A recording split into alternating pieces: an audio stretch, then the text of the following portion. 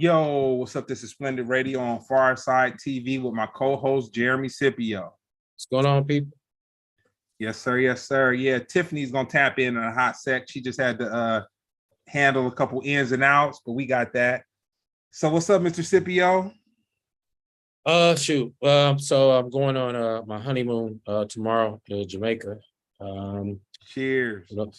Thank you. Yeah, I spent a week in San Diego doing shows from Wednesday to Saturday.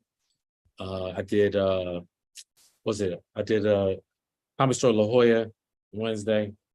I did Laugh Factory Thursday.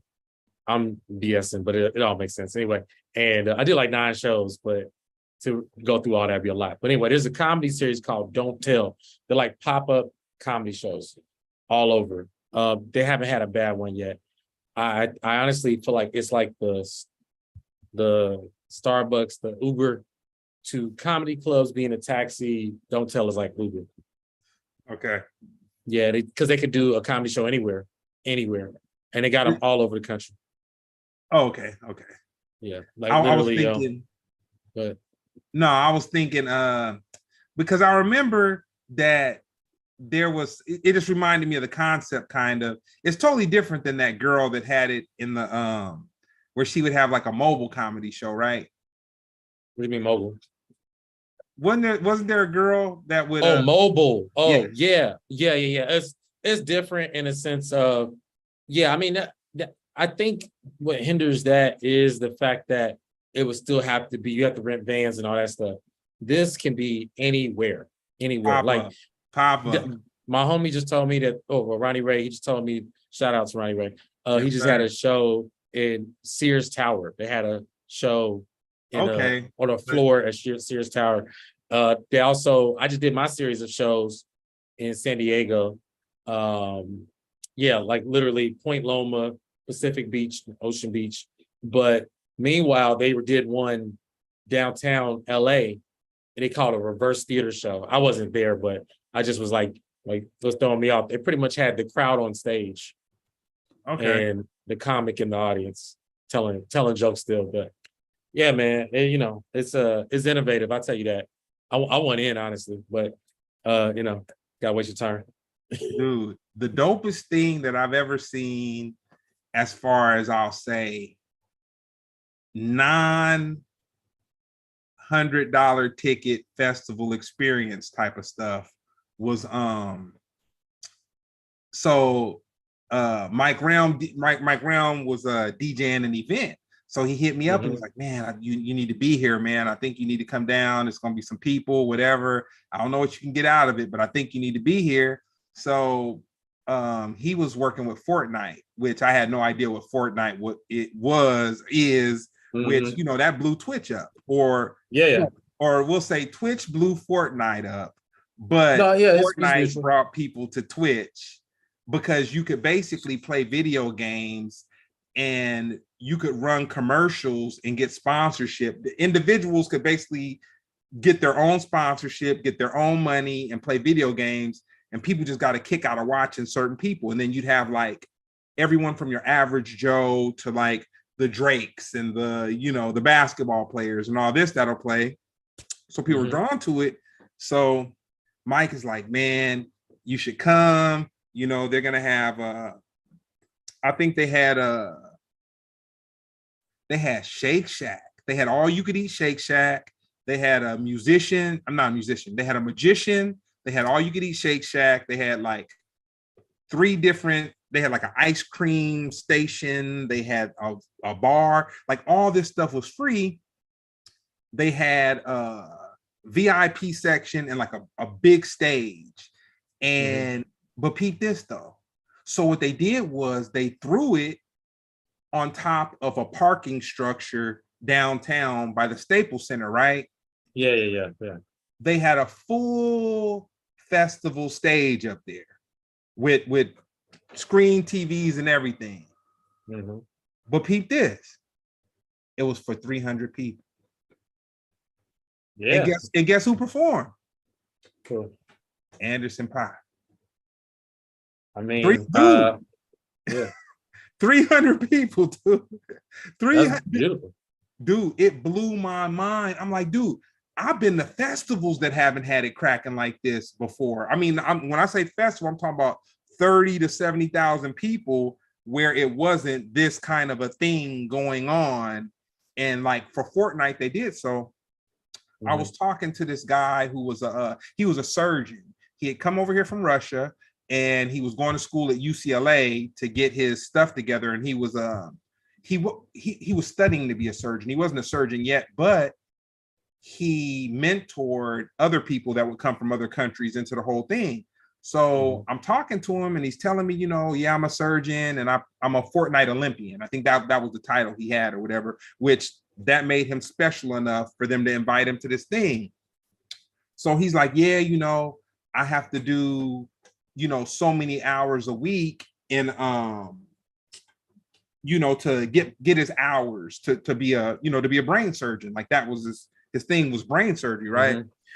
So I said, okay, so you're going to UCLA, you're doing these internships or whatever you're doing at Cedars-Sinai. I was like, how many hours a week do you spend playing Fortnite? That fool said 40. Yeah, it's a job. He said 40. This fool is going to UCLA. He's studying to be a brain surgeon. He's mentoring other people that want to be in, you know, brain surgery. Yeah, a little siren, you know what I'm saying? Hood, man. That just keep it real, you understand me? And I was like, dang, you do that? And he's like, dude, we make money playing it. Now, this was way before COVID. This was like maybe 2 or 3 years before COVID. And I'm just like, so you're a brain surgeon, you go to school at UCLA, you mentor people in programs at Cedars-Sinai, and you're playing Fortnite 40 hours a week, dude, it was beyond me. Yeah, I mean, I think so obviously we, for better or worse, we put in that type of time on stuff that we probably shouldn't. So I think it's just in a world where, you know, is we have the ability to keep accountability, those type of things. You might as well do something you can make some money off of. You know, it's kind of funny because, you know, growing up and playing video games, people are like, oh, you can't, like, that's not gonna get you nowhere. You can't work a job like that. Well, now you can. And there's these kids that are like, you know, they're killing it. But I think just like anything, you do have to build a fan base. And what's that one dude? Dang, his name is, I think, Kai Cenat. Yeah, pretty much. We're watching the evolution of Twitch, which is not as accessible, you know, because mostly for the kids now, you know, but it's not as accessible as Instagram or TikTok to the normal people. But Kai was able to create a riot essentially in Times Square with this lie, that he was giving out a raffle for PlayStation 5s. And guess what that got him? Well, kind of what? No, you had it. Yeah, he got him arrested, but like a mug. But that's, man, we live in a society where it's all about pushing the barometer. I promise you, that's only gonna make him hotter. You know what I mean? It's only gonna make him hotter. Like whatever the bill is, he got it. You know would I be wrong for calling it the Trump effect? Yes. Only reason why, I mean, I think it's okay to call it that, but I just want to make it broader because more people are benefit off of it now. You know what I mean? I would say the Trump effect would be accurate maybe 2016 to 2020, but now, let's be real. That's what got her special. You know what I'm saying? Was the fact that she was complaining. She's going on talk show, complaining, ever complaining to the point where it's just like, well, damn, now you hot. You know what I mean? So, yeah, so now it's like, well, we was gonna give you the special just because you hot, not because you're funny. Yeah. And even with Trump, yeah, you know what? Maybe you can't call it the Trump effect because both of them are going to jail this week. So no. Hey man, I still think that man is the Teflon Don, man. I don't think America is gonna get. I think the corporations just want to get you to watch their commercials and everything, but we're not going to see Donald. We're never going to see Donald Trump. Hey, man, I said it. Remember, I said it. We're never going to see Donald Trump in handcuffs. We're never going to see him get humiliated. We're never going to get none of that. The worst that they can do to him is put him in a position where he's going to say, fake news, fake news. It's all fake news. Witch hunt, fake news. Yeah, I mean, he definitely, he knows other secrets. So he definitely has leverage. I think, they're just trying to silence him. This man has been just running stuff on the low for so long that the fact that he has a voice, I mean, it's amazing to witness, but to have go ahead. I'm gonna let Tiffany in right now, but we're gonna continue with this, and then we'll bring her in. Okay, perfect. Okay, keep on. But to witness it, in real time, just unfolding. I try not to speak on things I don't understand. You know what I mean? Like I think it's foolish to act like you know something you don't know nothing about it. When it comes to Trump, like I ain't never seen nothing like this. We ain't never seen a president indicted 3 times. Do anything. He literally did anything. Hey, what's up, Tiffany? Hi, how you doing? Good. Hey. Yeah, I know you hate Machete. Hooked us up, and I got your phone number. I've been stalking you for a couple. I've been stalking you for a couple weeks. No, I don't hate it. I'm so grateful for the opportunity. I just been running around, just managing so much, but I'm so grateful for the opportunity. So thank you. Nah, I appreciate it. So that's my co-host, Jeremy. He's a comedian. Hi, Jeremy. How you doing? Good. How are you? I see you got your number as your name there. Do I? Oh no. How do we change that? I mean, I don't know. I'm just gonna call you. How about that? I'm like, but Jones. Nobody else, the audience can't see it, right? Nah, it's not a phone number. It's just some numbers, some random. Oh, just some numbers. Okay. Yeah. Jeremy. Jeremy's just doing what he does for. We getting some of it for free. You know what I'm saying? We don't have to pay. So tell me this. Go ahead. So tell me this, Tiffany. You know what? What you thinking? I'm gonna jump ahead and then we're gonna go into the interview. But Machete, he has some very high acclaim for you. And I don't know why, but I was thinking like, okay, she's, in this movie and all this. And then he was like, no, dude, you got to follow her. I'm telling you, blah, blah, blah. I'm telling you. So yeah, I live semi-hood. So you might hear a fire, ambulance or something like that go through, but that's just adds to the you're on a spaceship right now. Oh yeah, man. We on one of the motherships that is very close to a carniceria near you, on top of a couple other cool things. But I was looking at your social media and I was like, damn, okay. I was just thinking actress, because Machete just kind of narrowed it down to, I was working on this movie with her and she's dope. You got to talk to her. I was working on it, dope. But when I peeled the onion back, I'm like, oh, I get it. Like, this is somebody who she took on the task of acting in her own movie.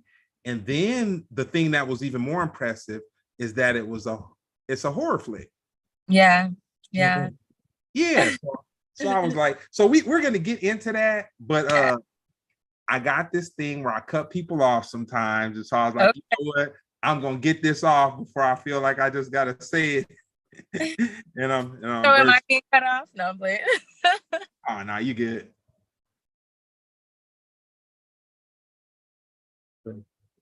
So you go, Jeremy. Oh, sorry. Was it I had the first one? Yeah. Oh, sorry. Oh, what city are you from? Is that for me? Yeah, sorry. Yeah, I know what city he's from. Okay. That's kind of a loaded question. I was born in Honolulu, Hawaii, which, as you know, Maui is really going through it right now with the fire. So prayers up to them. I grew up in Abilene, Texas, lived in Maryland. I was just there. What? Why? Abilene, Texas. Oh man, it was a horror movie. I know. Yo, Got to shoot the next one there. that's I've never heard anybody say it from Abilene. That's Yeah, crazy. that's where I grew up, and went to college in DC, well, Maryland technically. And then one day I just packed a bag and was like, I'm gonna go to LA and see what God has in store for me. Dope. Yeah. So technically I'm from Abilene. Yo, man, I'll send you something when this is over. But yeah, I do stand-up comedy. I travel a lot. Okay. Yeah, I was just in Abilene. That's cool. Yeah, my friend got called in work. That's it. I'm not surprised. Welcome to the club. It was a happy one though. Abilene, Texas. Woo. They mean well. Yeah, you have great wine though. I didn't know that. Yeah. What city? Man. Oh no, go ahead, Tiffany.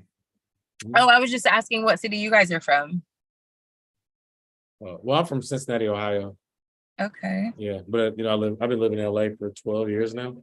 So yeah, I don't know if I've been officially inducted in, but I don't know what I gotta do to get, you know what I mean?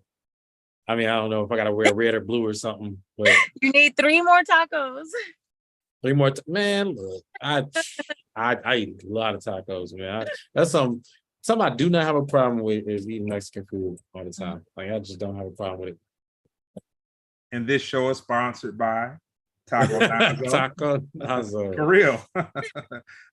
You know, my homeboy Omar, his father, had a very good idea of selling fried fish tacos, and they created a very good tasting fried fish taco. And from that came the shrimp tacos, as well as the carne asada, the potato taco, and the chicken taco, you know.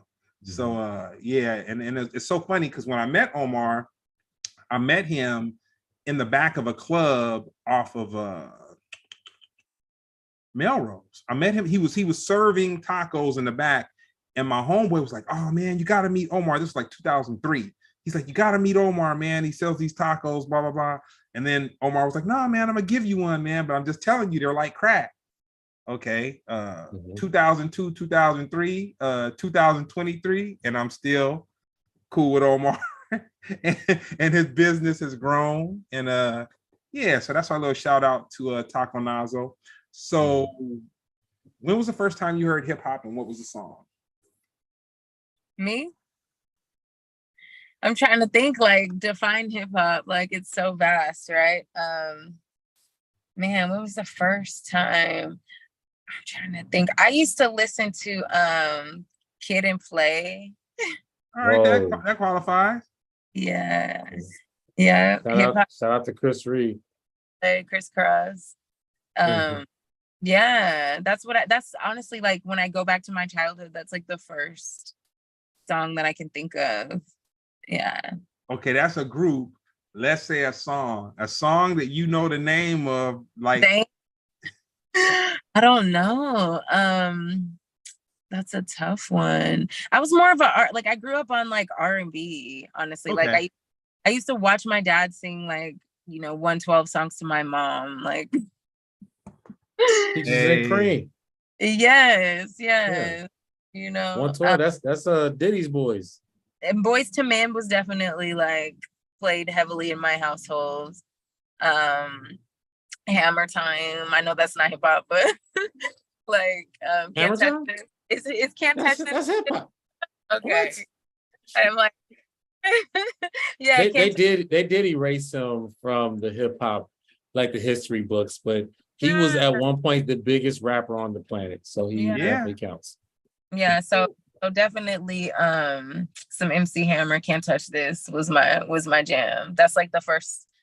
I remember like dancing to that, like me and my dad trying to learn the dance, Yeah, so, I actually had a MC Hammer doll. No way. Yeah, because they didn't want me playing with the Barbies with the girls, so they got me the MC Hammer doll. He came with the pants, the ponytail, and the haircut. Yeah, shit. I had one of those. I had a. You said you had one? I think so, and I also had the little Penny Hardaway doll. But Yeah. Yep. So recently, I don't know if you've been hearing the noise, but hip hop just turned 50. Yes. Yes, indeed. Yeah. That's crazy, isn't it?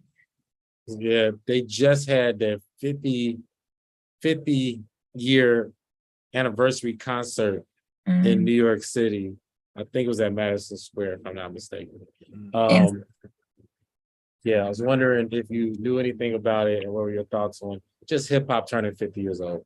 Yeah, I mean, I think it's wild. It's like when I think about like my parents being like 50, and it's just like it's crazy, and when we think about things that have or haven't lasted for 50 years, like a lot of things just come in waves and they'll last for a little while and then they disappear and they go away and we never hear of them again. But hip hop has just had such a major influence on culture and fashion and just the way people articulate themselves and express themselves and even art, and so I think it's really powerful, and it's just a testament to the Black essence and how immortal it truly is when we like just freely express ourselves and our creativity. And I think it's really empowering. Like, even though I'm not like a hip hop head, I still think that it's very empowering for sure. Like the imprint that it left on society as a whole, like regardless of what you believe in or where you come from, like everybody's been influenced or impacted by it in one way or another. So I think it's really dope. It's really empowering that it's 50 years old and it's still going strong. It's definitely changed a lot, but I just think that it's very empowering and it's something to be celebrated for sure. So yeah, it's funny with this concert because they've been saying it all year. Like, oh man, hip hop turned 50, and like I guess BET did their thing, and then the Grammys acknowledged it. So about the time they had this real concert, I ain't gonna lie, I was kind of burnt out. I was like, did they do this already like 3 times? Like, but I think this concert was actually on the day, and to correct myself, it was actually at the Yankee Stadium. And, yeah, I'm slipping. That's crazy. Yeah, there was some real high moments. Was it Fat Joe? The biggest moment of all, Fat Joe decided to come out and show his tummy tuck surgery. So, hey, that's the whole show. But no, Nas and Lauryn Hill reunited. KRS One.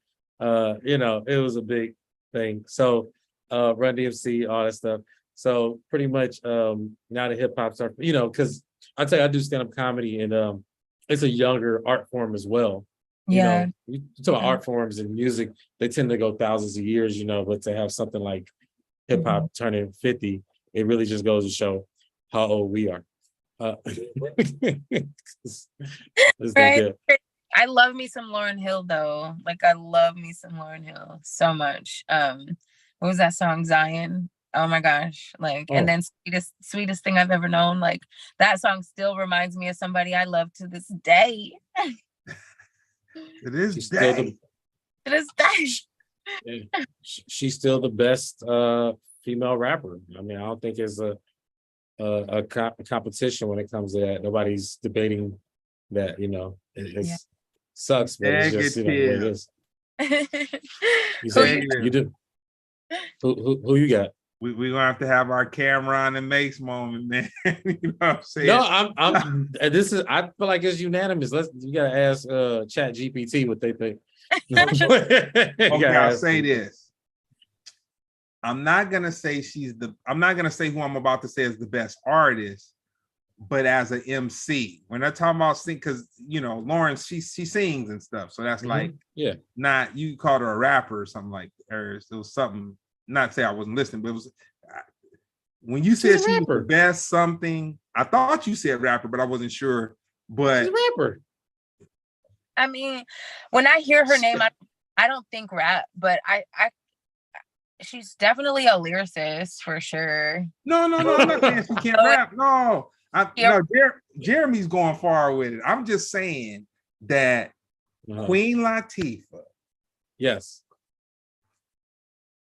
When she came out, she was busted. When she was rapping, she was busted. Yeah. Lauryn Hill really don't bust rhymes. She says rhymes, but busting rhymes though. Yeah. I mean a little bit. I'm about to say Miseducation Lauryn Hill. The first track, bro. You can't deny it. It's undeniable. I mean, I'm just saying. You can't leave MC Light. You can't leave Queen Latifah. You can't leave Roxanne Shante out. I'm just saying. I is respect to all those people, but we just witnessed something recently where one of the old school guys, and it's all good. It's just like if Michael Jordan was like, I'm the best basketball player. Of course, he ain't gonna be sinking stuff now, you know what I'm saying? But will stand the test of time. I ain't trying to, you know what I mean? Lauryn Hill, you could play it right now in the club. Ain't nobody gonna stop and skip a beat. None of the artists you played, people gonna go like, wait, what's that? You know what I mean? No offense to any of these people. Respect to all of them. But they gonna be like, oh, it must be Odie's night at the club. But the Lauryn Hill stuff can still, you play doo-wop that thing, it's still going. You play UNITY, they can be like, oh, I didn't know it was that type of night, my bad. Wrong night. Wrong night. Respects.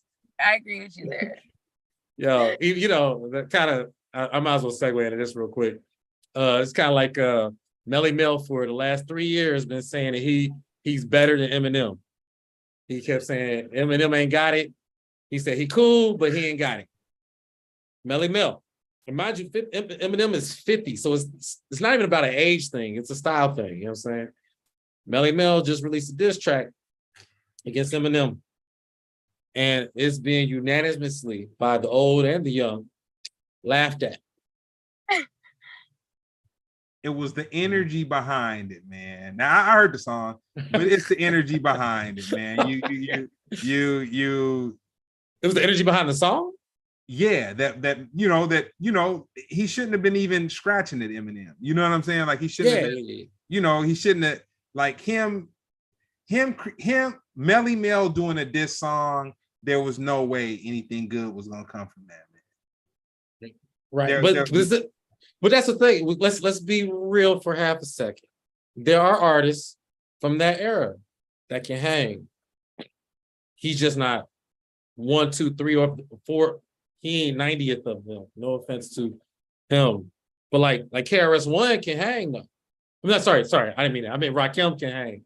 But when you hear the message, his verse is the one that's most recognizable. Melly Mel? Yeah, oh yeah, for sure. So what's the second hit? I wasn't talking about a second hit. What I said was, when you hear the message, his verse was the most recognizable. So you saying, let's just pretend that I'm like 20 years old. So Melly Mel is like Fetty Wap, but for like 1987, right? Melly Mel was one of the originators, and he happened to have the most memorable verse on this song called The Message, which is one of the, I'll say, 4 pillars of hip hop for sure. And I give him that. Now, after that, I can't say too much, but you know what though? I heard a very good take on it. Yeah. I saw Method Man on a podcast, and they asked him, this was before the diss track though. This was just kind of when he was first kind of start getting on Melly Mel, I'm speaking about, when he first started getting on social media, and it didn't take him too long to kind of attack Eminem. And, Method Man was just kind of like, sometimes he's just a little too outspoken or whatever. But me personally, I think they've given Eminem some passes for sure. And man, I've said it once, I'll say it a million times. I went to an Aftermath showcase where I saw Eminem before anybody knew who he was, and I didn't get it. I was like, what is Dr. Dre doing? Like I really was, and so I'll say I'm not the world's greatest A&R or whatever, but at that time, it was just some people there that night. But I saw Eminem, he came out and he did like 3 songs, and I was like, now this isn't the Aftermath, and this isn't the Chronic Dre. This was before the Chronic. This was like when he was in limbo, kind of trying to figure some things out, or or no, I've been there. It was after that. It was after that. Yeah, Yeah, I've been there. Yeah. I've done that. You got guns, I got stacks. Said a million mother on the planet Earth. That was the song that was a dud that nobody liked. It was during that era. But you know what though? The thing about it, Eminem still, and I'm gonna rock with Sadat X on this.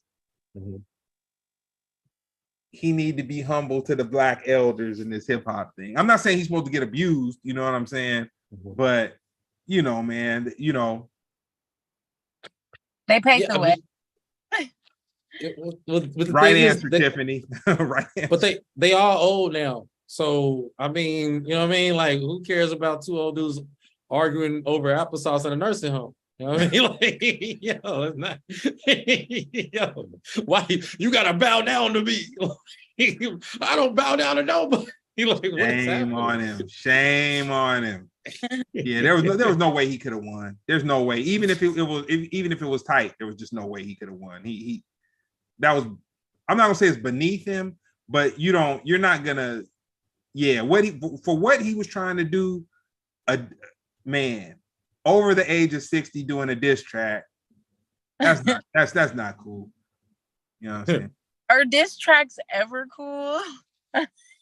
I would tend to agree with Ice Cube when Ice Cube said No Vaseline was the greatest diss song ever.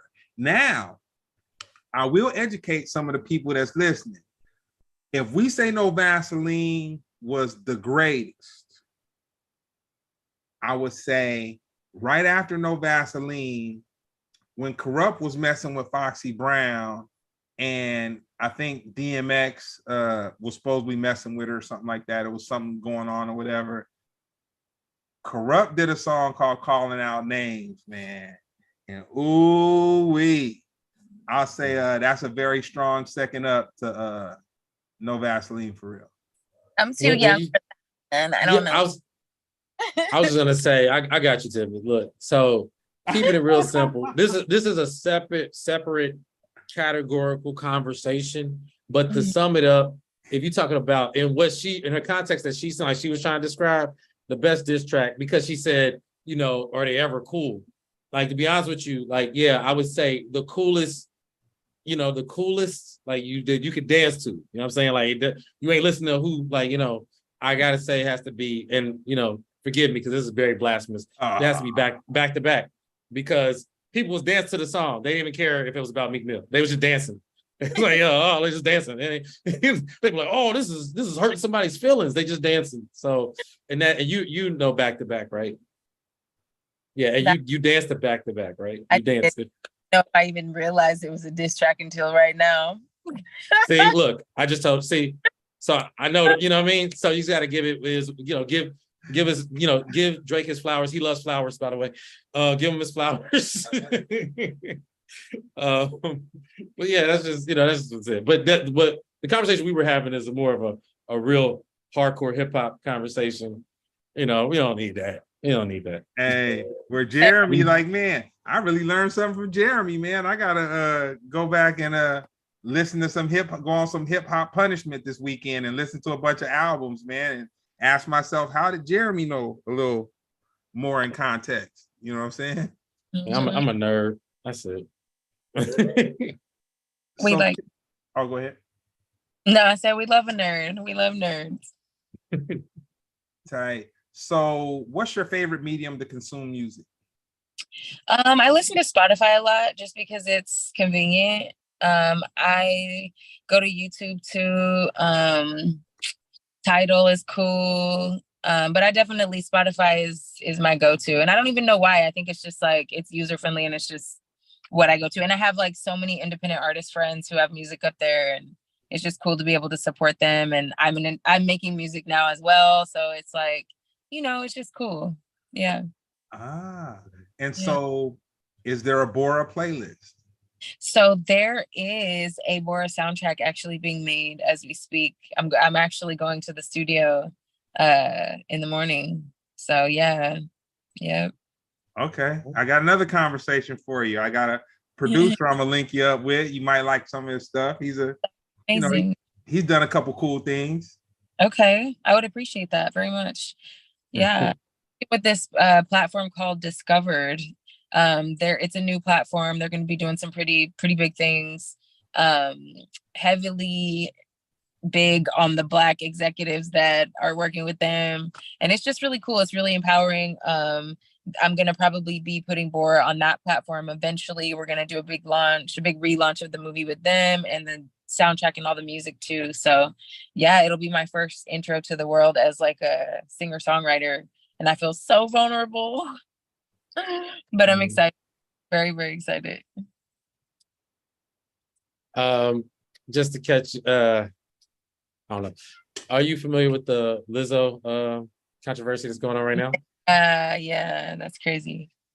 Yeah, just to catch our viewers up, basically Lizzo is being sued by some of her dancers for making them do very lewd acts, performing acts on each other, that type of stuff, whatever. I think today or yesterday, Beyonce came out in support of her.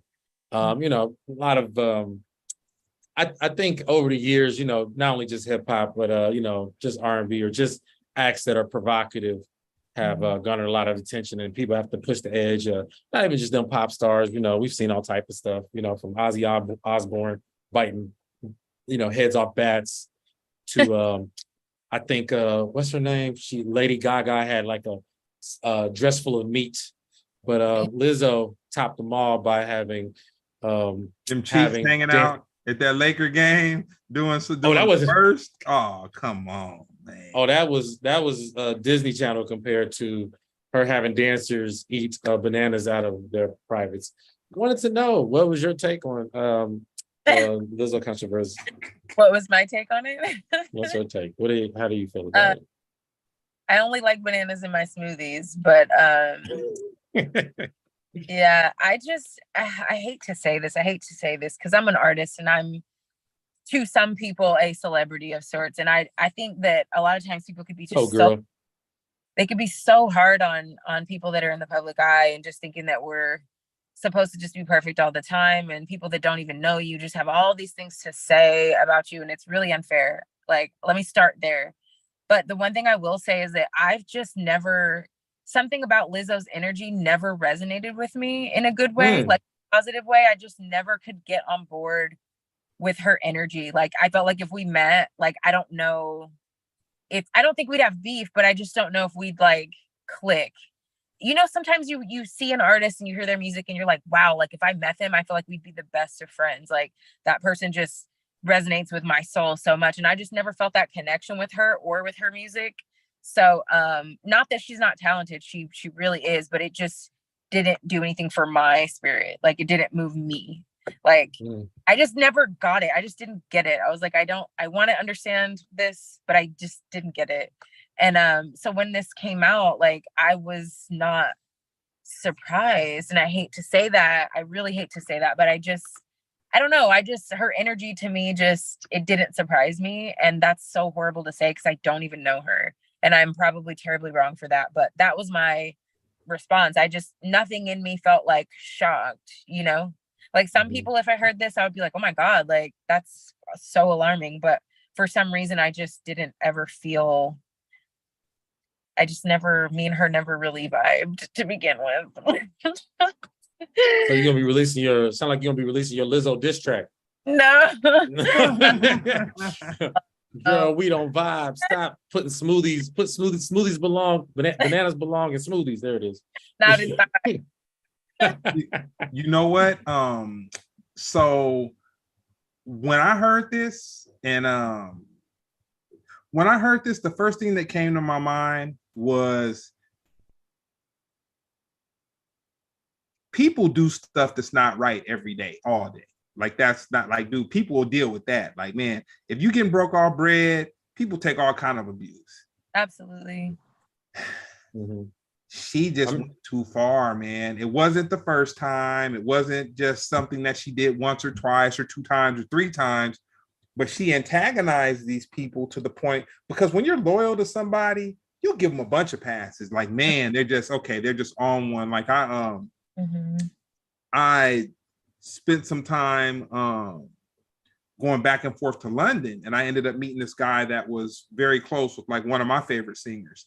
And he was like, yo, man, you know, this is how he is. Like, he knew him before he blew up or whatever. And he's like, man, this is how he is. And he'd tell me about like all kind of wild stuff. And he's like, man, this is the guy who would always get naked. This is the guy who would always hop up on a table and start dancing and all this kind of stuff.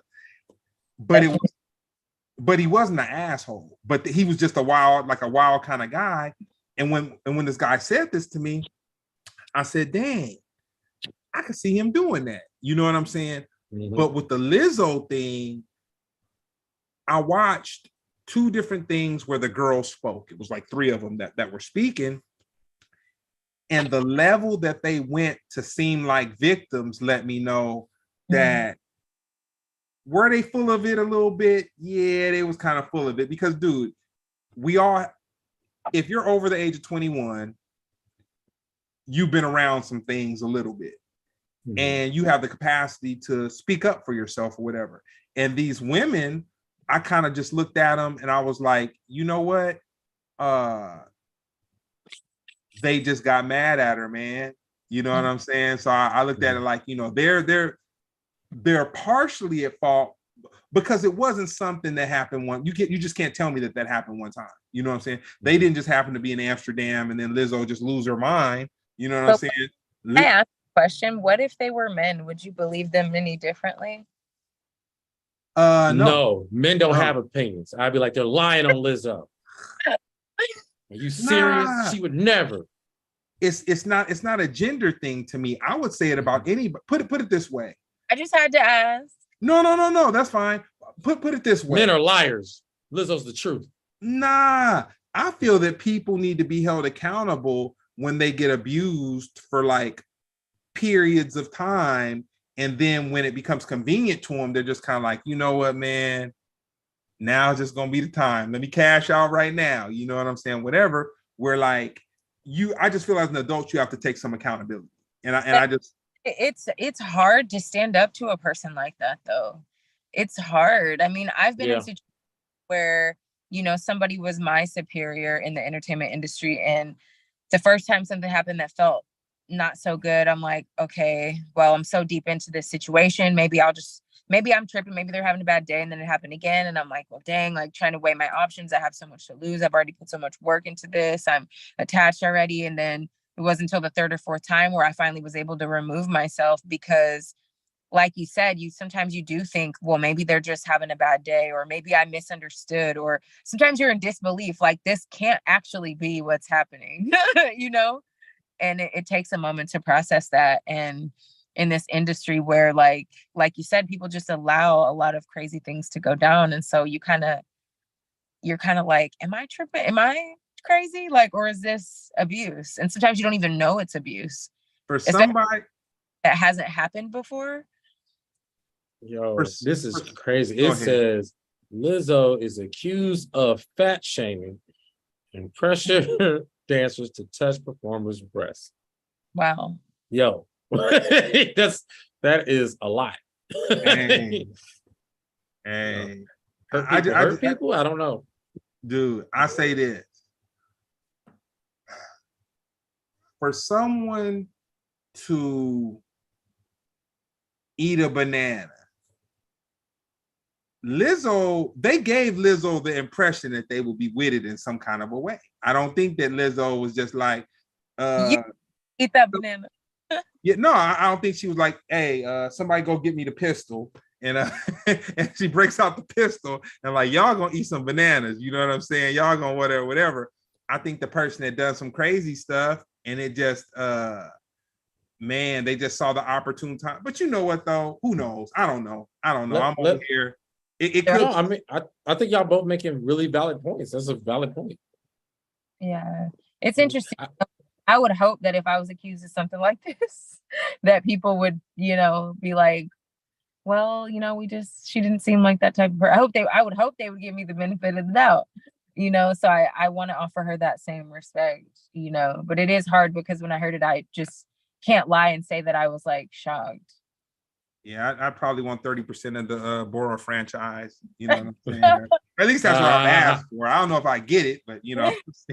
Hey, if you can help me market, then maybe we can talk. you might lose your FUBU sponsorship. Oh. But I just said we have to ask the R. Kelly question, like, who is allowing this to happen? Because they always go for the head, right? The main person, but there's a team. You know what I mean? Like Lizzo is a dancer. She's not the choreographer. For sure. You know what I mean? Who's the choreographer? Like, who else should be on this lawsuit? Like, there's a choreographer out there like passing out bananas. Lizzo's not doing that. I'm just saying, like, that's not how, you know what I mean? They probably don't even see her until they finish, like, going over it like 30, 40 times. And they're like, all right, bring in Lizzo. And she's like, okay, where y'all bananas at? Right. So yeah, but that's just the thing when it comes to all these things. The banana wrangler. Yeah, it's the banana wrangler. Yeah, Tupac asked the same question. He said, why am I the one going to jail? He said, I wasn't the one there I wasn't by myself. I'm just one person. You know what I mean? You know what I'm saying? Yeah, old Tupac. So we gonna go back to the hard questions, Tiffany. Heard. Your favorite hip hop movie? My favorite hip hop movie? Oh man. Honey. Dang. Huh? Honey, I liked Honey. Honey was cute. I liked Save the Last Dance. I know, I'm so corny. I was in Abilene watching it. That's funny. I liked Stomp the Yard. Stomp the Yard. Yeah, I like Stomp the Yard a lot. That was dope. You got served. Hell yeah, man. I was just about to say that. Yeah, they were all hip movies are always a good time. Which one's your favorite? Oh, I actually got to meet what's his name? Marcus Taylor, the guy who played Suge Knight in that. Oh yeah. I worked with him twice. He's really dope. Yeah. Recently? Yeah, like a week ago. Dang, what is he up to now? Lots of things, just working, and he's a hustler in the best way. Like, he's just hungry and has such a passion, and like just has total thespian vibes. And it was just really, really down to earth, really cool, just humble. We talked a lot about just our experiences in the industry, and he gave me some great advice. And yeah, it was very empowering. So yeah. Yeah, man, that's cool. That's somebody who I never even thought of. Like, we probably should have him on the show sometime. Yeah, in touch. Yeah. Oh. I'm not gonna give you his number, but no, I'm just like, no, I actually I'm gonna check on my phone, but I used to have, unless he changed it. I worked with him. I actually worked on Straight Outta Compton. I was also in the movie, but I don't like to talk about that because it's just the back of my head. What else I worked with him on? They worked with him on something else too before that, and then when I saw him there, I was like, oh, that's dope, bro. You got to be Suge Knight. But yeah, super dope. And he's nothing like that. Actually, he's such a nice guy. Like, that's funny. No, he's nothing like Suge Knight. Like Ike Turner, was it Lawrence Fishburne's nothing like Ike Turner. I know, right? But yeah, no, he watched Bora and supported it, and cool. So yeah. What's your favorite genre of music? I love R&B. I like baby making music. Yeah, I do. I like rock and roll too now. Like, it makes me feel ambitious. Yeah. I'm open-minded when it comes to music. It just depends on what kind of mood I'm in, like where I'm headed. Am I going to the gym, or am I going on a date, or wherever I'm going? Mm-hmm. So yeah, I really like The Weeknd, but like old Weeknd, like his mixtapes, like Thursday and what was the other one, Kiss or something like that. Yeah, Kissland. Yeah, but I didn't know Thursday. That's an album. I don't. Is it? It is, right? That's funny. Yeah. If so, I'm just laughing at the title. If so, like, is the artist named The Weeknd, and he named a mixtape Thursday. I love him so much. Yeah, so I'm open-minded when it comes to music. I've been exploring new artists, meeting new artists. I actually met this artist, Fireman Bands is so fun on IG, and his music, dude, he's about to take over. Like he's super talented. Another guy named Van Star that I met recently. They're just like very eclectic, unique. Their music is like you've never heard anything like it, and it like inspires me a lot as an artist actually. I met them through the Discovered platform that I was talking about earlier. And it's like, dude, you never know like what your own potential is until you're around people who are just so great that it forces you to like step up, you know? And I love that. I love that so much. So when you were a senior in high school, April, May coming up. Yeah. What did you think your path was going to be when you graduated? I knew what my path was going to be. At the age of 8 years old, I knew I wanted to go to UCLA and play softball. And I ended up, I didn't go to UCLA. I went to the University of Oklahoma. I was being recruited an athlete by a few different colleges. So I knew that I would end up playing sports in college. And I knew I wanted to either do broadcasting, like be a news anchor, or an actress. So I already knew. I didn't know how it was going to play out, but I like at a very young age, I was like, you know, my parents were like, well, what do you want to do? You know? So why yeah. UCLA? I used to watch their softball team, and like a lot of their athletes ended up in the Olympics, and it just was like they were dominating softball, NCAA softball, and I just would always watch them. And my favorite athlete, her name at the time was Lisa Fernandez, and she was a pitcher, and she was like one of the only women of color that I saw, like just I saw myself in her, you know, and that was really dope. So she played for UCLA, and I wanted to be her. I wanted to be just like her. So yeah. Well, Yeah. what job gave you the best life experience? Oh my God. The legal or illegal ones? No, I'm just playing. Ooh, illegal first. No. We'll talk about that later. We'll talk about that privately. But the legal job that gave me the most life experience, I was a news writer for NBC. And yeah, they used to send me out in the field, and I would have to like just witness some of the most horrible aspects of humanity, you know, and that was very challenging because it made me realize like how fragile life is and how quickly things can change. You know, like we would go from being at the Howard's homecoming game to interviewing athletes to getting a call that somebody was just hit by a car and died, and I had to go interview their mom. You know, like it was intense. So yeah, I think that gave me a deeper sense of empathy, and it made me understand that that was not what I wanted to do with my life, that I was too emotionally sensitive to do that, but that I could still be a storyteller and use my emotions in a positive way. And that's kind of how I shifted into like acting and filmmaking. So yeah, I was traumatized into a different lane. Wow. Real quick, we have a chat that's been going, and we have one of your fans wanted to ask a very important question. Okay. It says, hi, Tiffany. What is the moment you realized this industry was for you? You know, it's really interesting. I knew I wanted to be an actress from the time I was, I don't know, able to even like speak. But because I grew up in a small town like Abilene, I didn't know people who were actually actors. Like I'd never actually met an actor. So it just seemed like this like really far-fetched dream. It didn't seem like a real and tangible thing that I could actually like grab onto. And then when I was, how old was I? I think I was like 18. I took my first acting class, and that was when I think I really knew.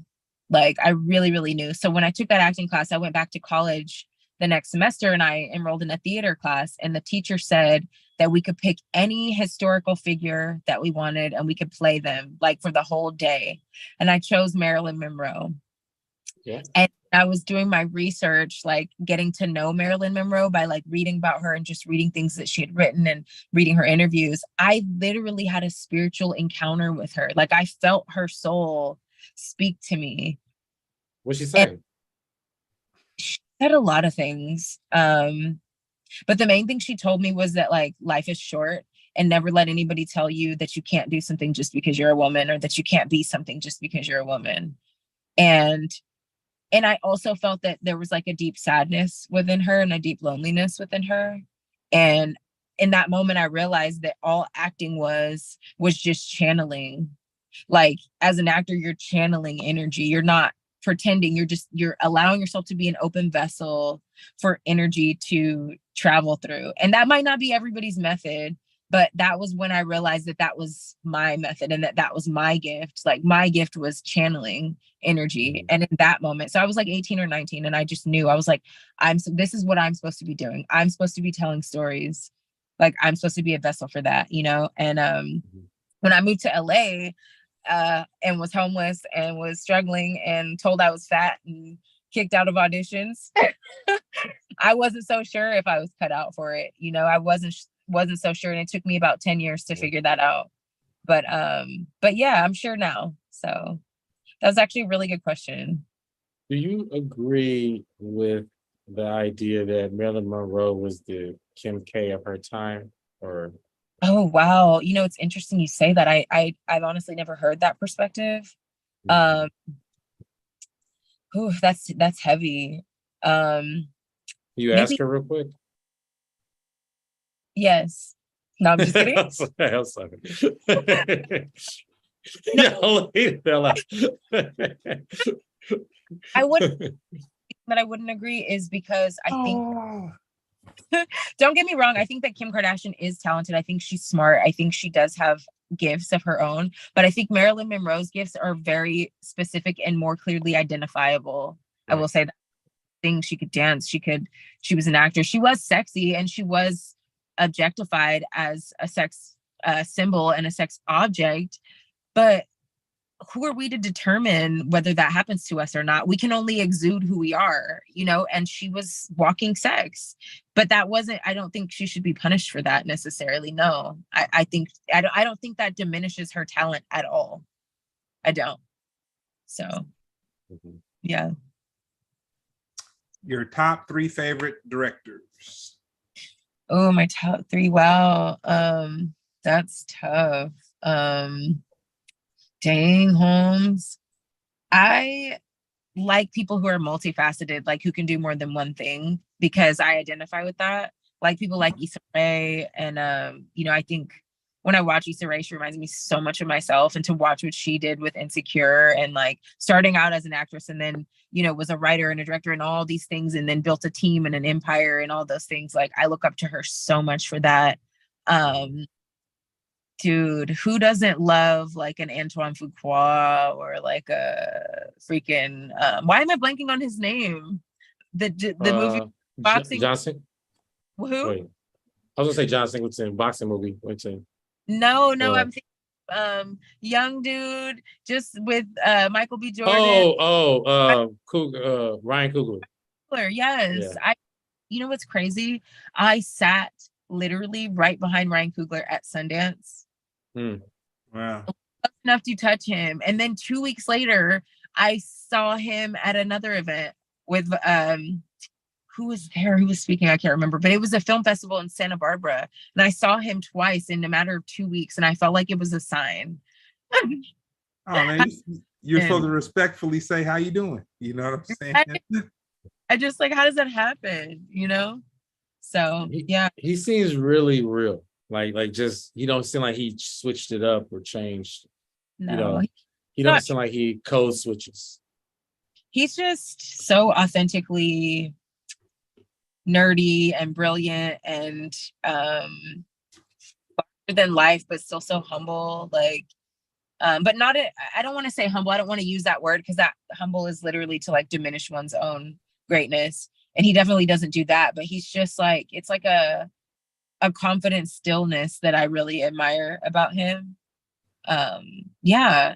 And the fact that he's just young and just like fearless in what he's doing. And when you hear him speak, I don't even know if he realizes like the magnitude of what he's done. You know, it's insane. So sorry. I know when you guys ask me these questions, I'd be rambling, but no, this is it, man. Before you get your Grammy and all these other thespian accolades and whatnot. We've had a real conversation with Miss Tiffany Toney. How about that? I'm grateful. Have you seen the movie? Have you seen Bora? This weekend. It's gonna be it's gonna be my thing this weekend. But you know, I purposely I like to like deconstruct stuff. And so like, okay, Machete was just like, you're this big thing. And then my thing was, I want to have a conversation with you, because the questions that we ask, we get into what your art is or what you're doing, but I like people's stories. Like I like to hear, like, how did we get Tiffany? Like, where did she come from? Like, where has she been? Where's she going? And so now I'll be able to appreciate the movie a lot more. I'm purpose. To be honest, you know, when I started making this film, I was living in my car. I know I'm in my car right now. I don't live in it anymore, but I was living in my car, dude, and I was struggling, and I was literally driving Lyft and Uber, and then just to make enough so I could like pay for the next scene in the movie, because I didn't have like anybody that would invest in it. The pandemic was happening. The world was crumbling around me. My producing partner, China McCoy, was going through a divorce, and then like, you know, he had just lost his job, and we were like sleeping on floors together and in cars together and Airbnbs and like motorhomes. I mean, everything we could do, but we were making this movie. And I just knew, like, you know, we want it to look expensive. We don't want anybody to know when they watch this that it was made by some homeless kids. You know what I'm saying? And when you see it, you would never guess that, you know, you would never guess the pain and the trauma and the struggle that was happening behind the scenes while we were shooting this movie with one camera, you know, and my DP, James Black, like, you know, just the things that I asked him to do were so outrageous for so little money. Like, I'm like, I need you to hang out of the back of the trunk, hold the camera with one hand, hold the car with the other hand, and we're going to hop up and down in a lowrider, and I need you to catch every angle, okay? Like, stuff like that.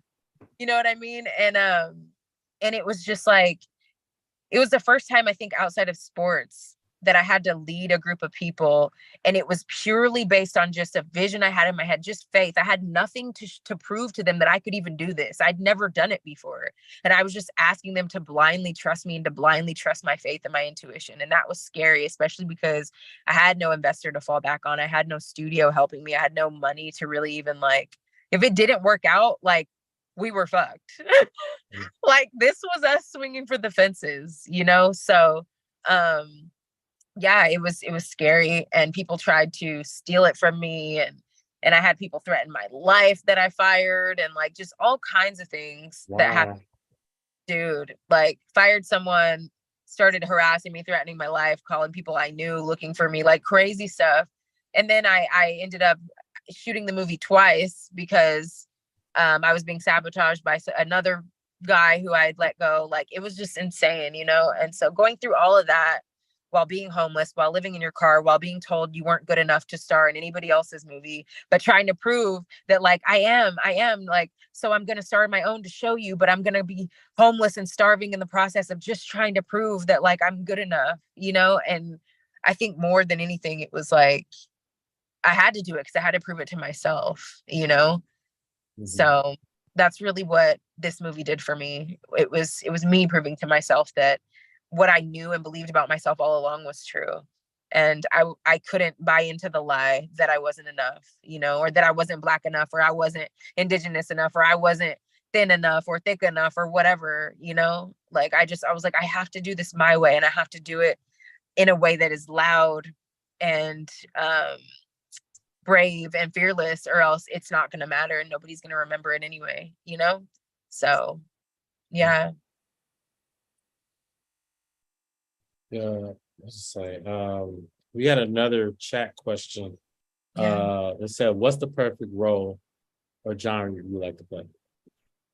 I love Angelina Jolie. And when I started, like, really diving into, like, the type of actress I wanted to be, she was always the first person that came to mind. Like, things like Tomb Raider. Of course, I would never raid a tomb, but you get the point. Like, like, I want to be the... Yes, action, femme fatale. That's definitely my lane. Definitely my lane. Yeah. I want to be America's favorite villain. Really?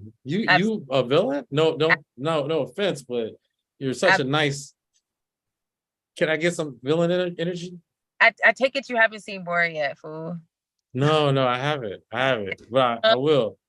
All right, well, I So yeah, oh, yeah, I gotta see it now. For the next interview. Yeah, that's for the next interview. That's the best advertisement for me. Like, yo, you say you a villain on there? yeah. But I heard a lot of actors like to play the villain just because it tends to be more dynamic and range and stuff, you know. And it's not like I don't get to be that person on a daily basis. So it was fun to be her on screen and just to be like to be who I would be if there were no rules to society, I guess. Mhm. So yeah. I can't wait. I'm gonna take this as my audition to be in Bora too. Okay. If the Bora survives, You gotta watch it. I'm gonna watch it. We need stuff for movie nights. So that's perfect. Yeah. What other job would you like to do other than acting or directing?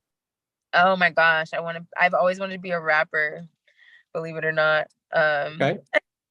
Yeah, like I've always wanted to be like a singer, songwriter, rapper, and I luckily like just doing the soundtrack of this movie has given me that opportunity, and it's been so fun. It's been so fun. So yeah, I'd love to do that. I think if I weren't working in entertainment, I would be like doing something culinary, like cooking.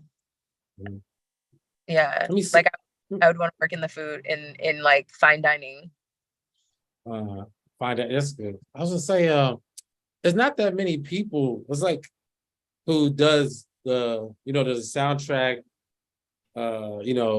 write, act, and direct. Like I think that's a very unique lane. What you got like what Prince, maybe Ice Cube, and was it Eminem? Huh? I said, you saying my name in a sentence with Prince is crazy. I'm just saying that's just a rare category. They did it. I'm saying it yeah. all. Yeah. It wasn't planned. It was one of those things where God told me that this was what had to be done. This was the vision, and I was the person to execute it. You know, I didn't know that this was what it was going to be. I didn't set out to be a writer, director, producer, actor, singer, songwriter. I didn't set out to do that. It was just that the vision of what I knew this had to be in order for it to be great and what it had to be, I had to do all of those things. Like it was literally called, I was spiritually called upon to do them. It wasn't my plan at all. I didn't even know I was capable of doing any of those things, truthfully. I just wanted to be an actor. But in order for me to be an actor, I had to go through everything else just to get my shot, just to green light myself, just to give myself the shot I knew I deserved, you know? So it required me to learn how to direct. It required me to learn how to produce. It required me to write a script and write it well, you know?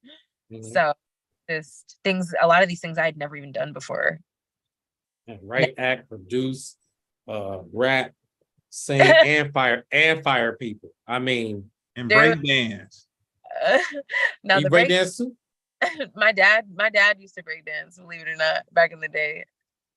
But yeah. You do way more than Queen Latifah. Don't have her key in my car. Yeah. Have to set it off flashbacks. Yes. Yeah, that's cool. No, seriously, it's an honor to be in your presence. I really appreciate that, man. Like it's also surreal still. It's and then I'm in this weird space of just like, all right, like just waiting to see like because for me, I mean, me and my team worked on this for years, you know, so we know Bora, but like for a lot of people, they're experiencing this for the first time. And that is always a cool experience just to like witness people encounter this film for the first time. It's really cool. Really, really cool. So yeah. And I feel like it's inspired a lot of people. At least I hope so. Mm-hmm. Machete's your biggest fan, man. One of them, boy. He put the 2 on the 10. He was like, dude, you got to. And the funny thing, Jeremy, I'm sorry.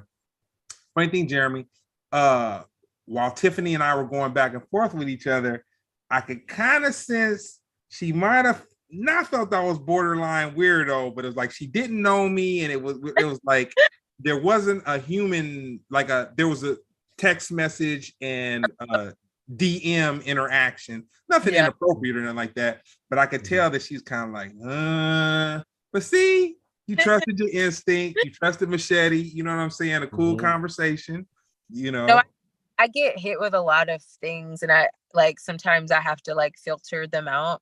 But I didn't doubt you. I just, this week was so hectic for me that I literally forgot. And that's why I was like, wait, what were we supposed to be doing? Yeah, I was like, oh man. Earlier today, and I'm like, yeah, it's just been a very busy 2 weeks, but I'm glad that you know, hit me early and reminded me and that we were here, and I'm grateful. Yeah, truly. So do you like psychological thrillers? Are you going to be scared? Are you going to be okay watching this movie? You going to be straight? Me? Both of you. Well, I actually was in a psychological thriller. I think it's coming out in October. What? Yeah. We'll see. It's called Night of the Hunted. I'm actually not supposed to promote it right now because we're on strike. But I'm kidding. But but yeah, I play black guy number 1. Okay. So I'm sure you know what happens to my character. I yes. May he rest. You say what? I said, may he rest in peace. Oh, absolutely. But it was fun. I had a stunt double and a stand-in and all that. It was like 3 of me's. Oh, and the dummy had more stage time than I did. He was so sad. He did more days than me. It sounds like her role was pretty significant though, if they did all that, because that's money right there. I mean, yeah. I mean, I was impressed. I mean, I was like, yo, man, this dude went to acting school or something, man. That dude was killing it. I was sitting there like, hey, man. That's really, but no, you never know what it will lead to though. I mean, after doing Bora, a lot of people that saw it have hit me up for work since then. You know, I just starred in a movie that's going to be on All Black Network, and it's partnered with AMC, and it's going to come out in January, and I play a villain in that as well. I can't go into details, but you're being typecast now, and I love every second of it. But I did not know that I was being offered a lead role in it until they sent me the script, and I was like, I kept turning the pages and seeing my character. I'm like, dang, this chick's on a lot of pages, and I was just like, wow, like this is a thing. Like this is really happening. And that was my first like major role in a movie that I didn't write or produce. So it was just like really cool to be there and like, you know, see the trailers and the rigs and like this people. I wasn't used to people catering to me. They were like, Tiffany, let me get your bag. Let me get your water. Let me get your, and I'm like, I can get my own water, you know? And they're like, no. And it was just like, that was new. That was weird. That was really weird. And some things I didn't feel comfortable letting people do, because I'm just like, no, you don't have to do that, you know. But they were just so insistent on it, and they treated me so well.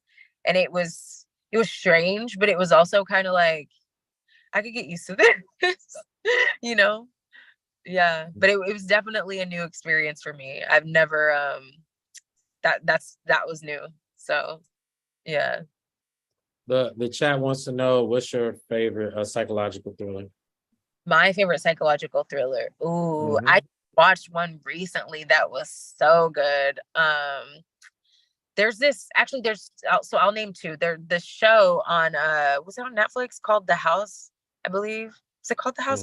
People move like from like the city to like upstate New York, and their family living in this house, and all this weird stuff starts happening.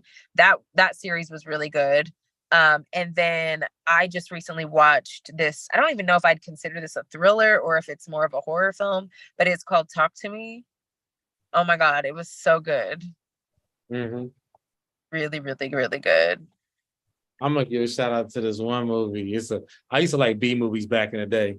Movies that you couldn't. I don't know where you're supposed to buy them, but I get them from the bootleg, man. There's a movie called Uninvited Guests.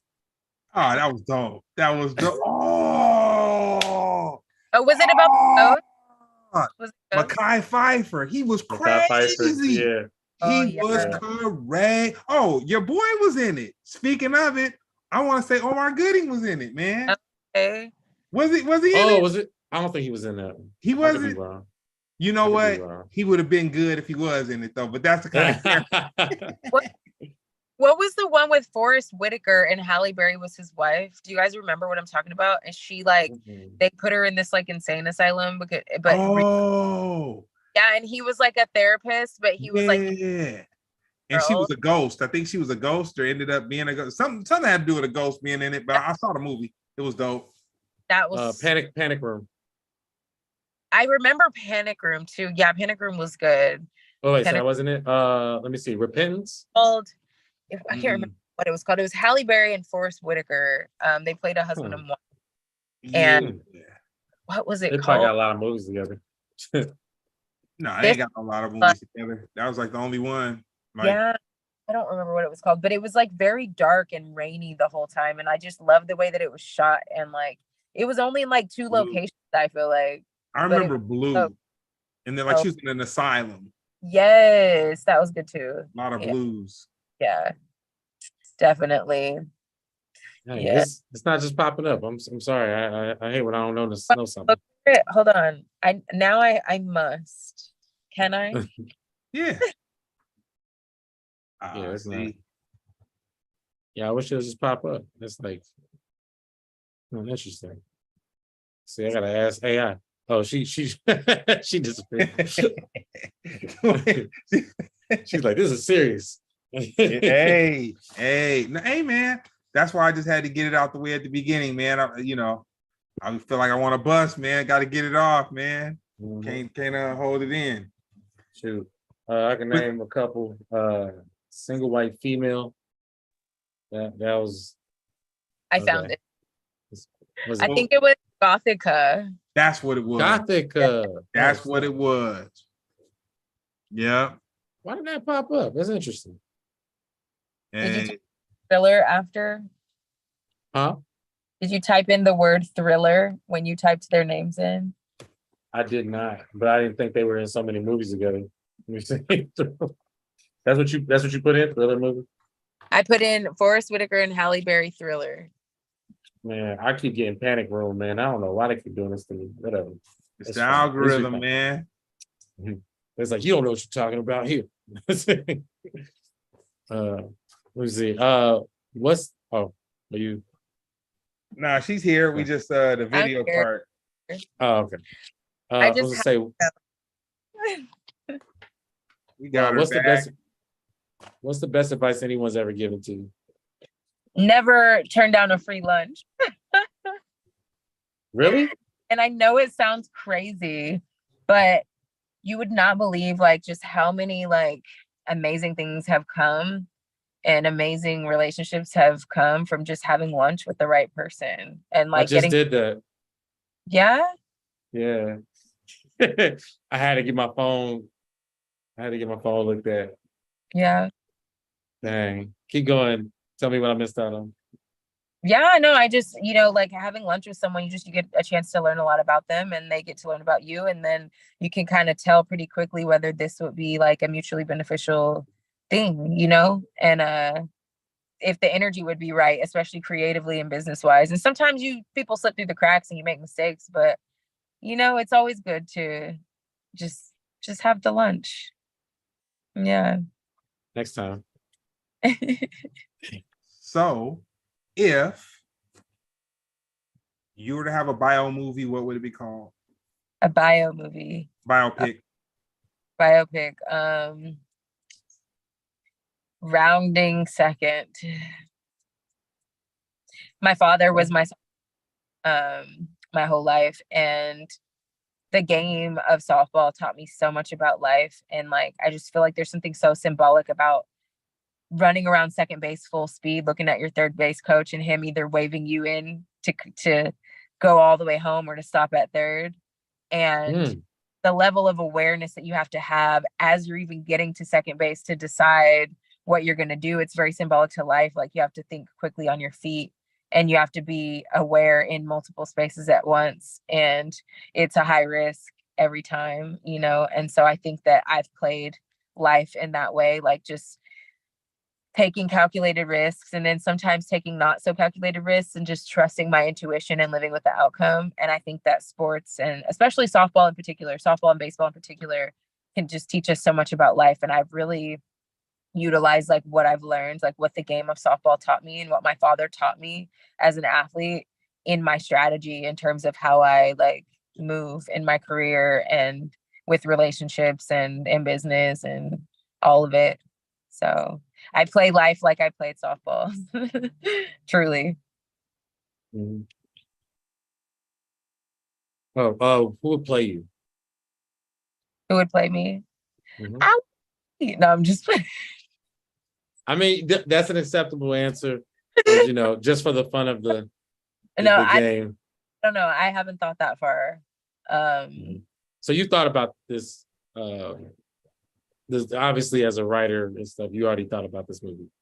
I definitely have thought about like documenting at least like portions of my life. I mean, I had the chance to win a college conference championship with my father as my coach.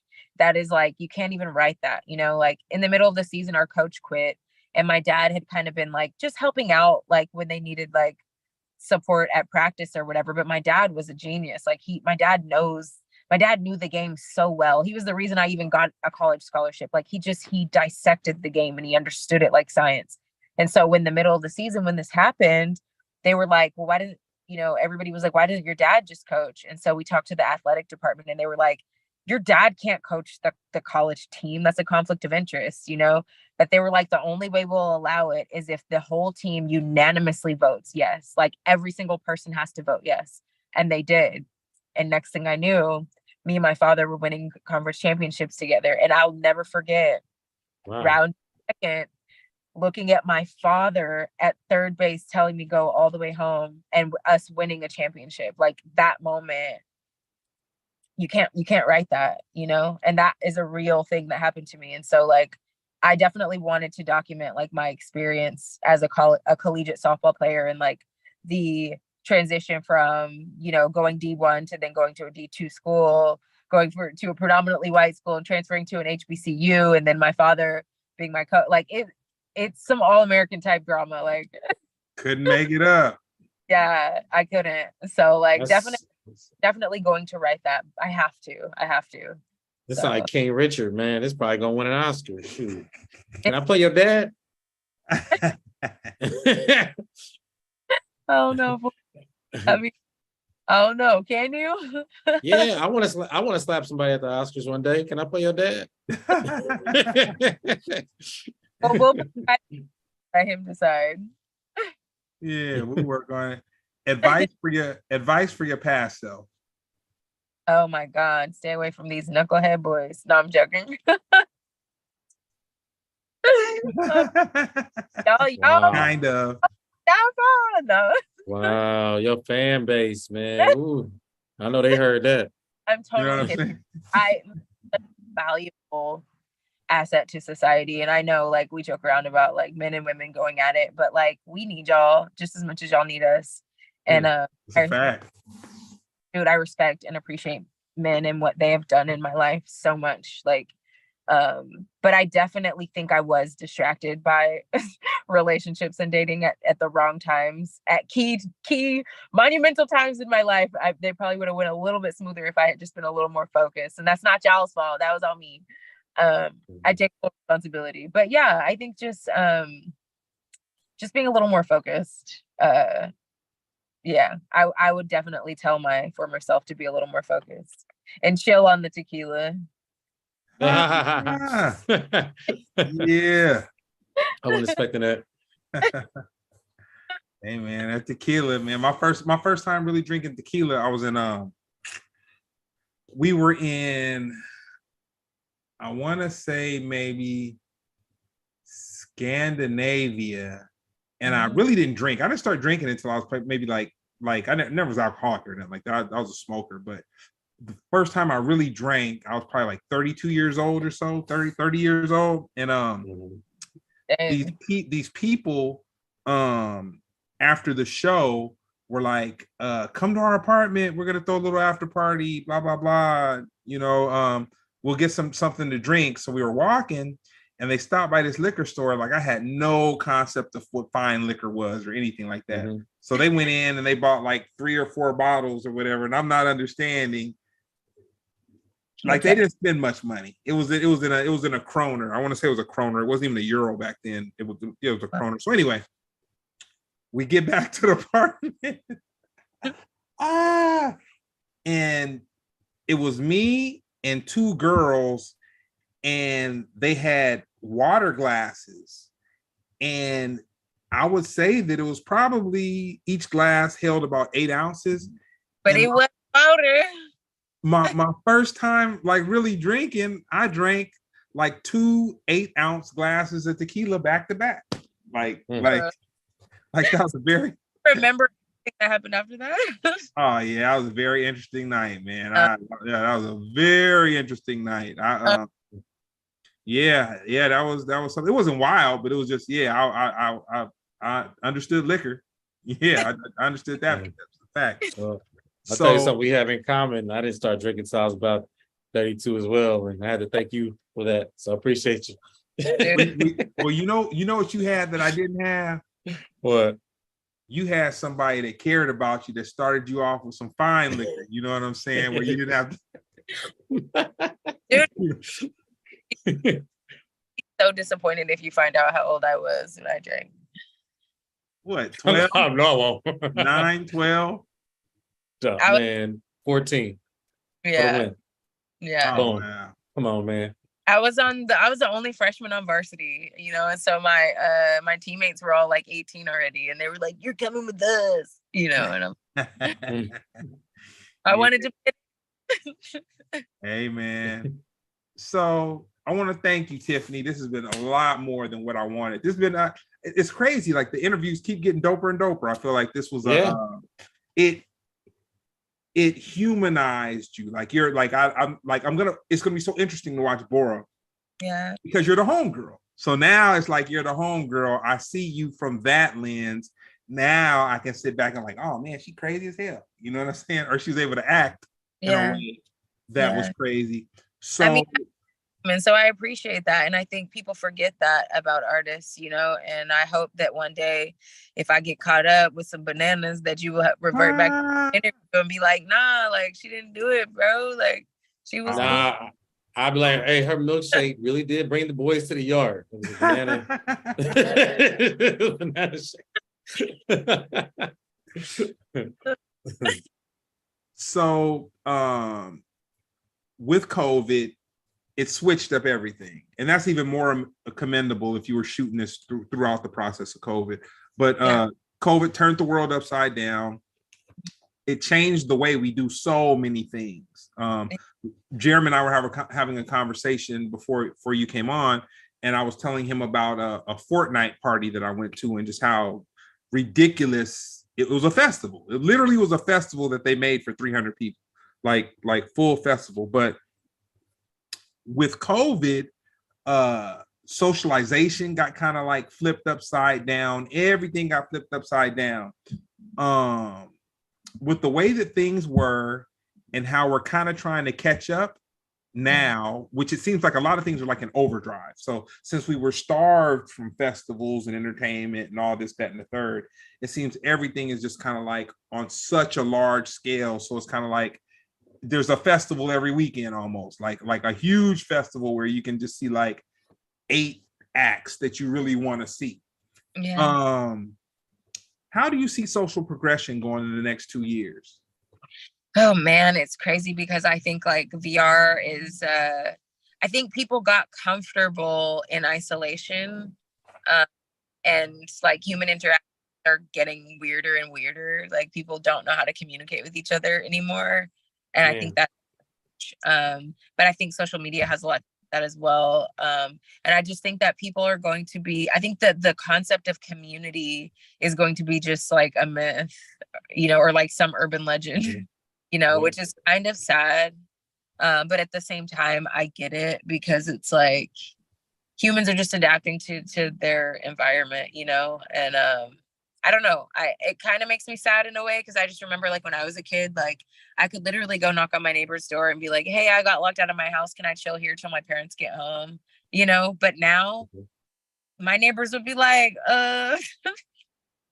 who are you? Like, you know, I mean, they recognize me from like seeing me go to my car and stuff, but I don't know if they'd let me in, you know? So, and I don't know if I'd let them in, you know, but it's just like, I don't know. I just kind of miss that. And yeah, it's interesting. I don't know. I don't know. I mean, maybe it's for the best. Maybe not. Everything has to change in one way or another, right? Yeah, So Yeah, no, that's a pretty, you know, it's crazy. I've heard a couple doomsday theories. Like yours was one that left a little brightness, a little room for brightness on the palette. You know what I'm saying? And that was dope. If anyone wants to check you out on social media, where can they go? Oh, absolutely. Check me out. There's this new platform called Discovered. You can download the app for free and watch. I actually dropped a short film on there if you guys want to go watch it. I'm going to be dropping music on there too. I am on Instagram a lot, like every day. And my Instagram handle is Tiffany__Toney, spelled Toney. And I'm also on TikTok as Black Angelina Jolie. And I just be talking shit on there. I just be talking shit. I don't even know what I be talking about, but people like it. So I just be venting on my TikTok. But yeah, but on Instagram I post a lot about Bora, a lot about the film, a lot about just different things I'm doing.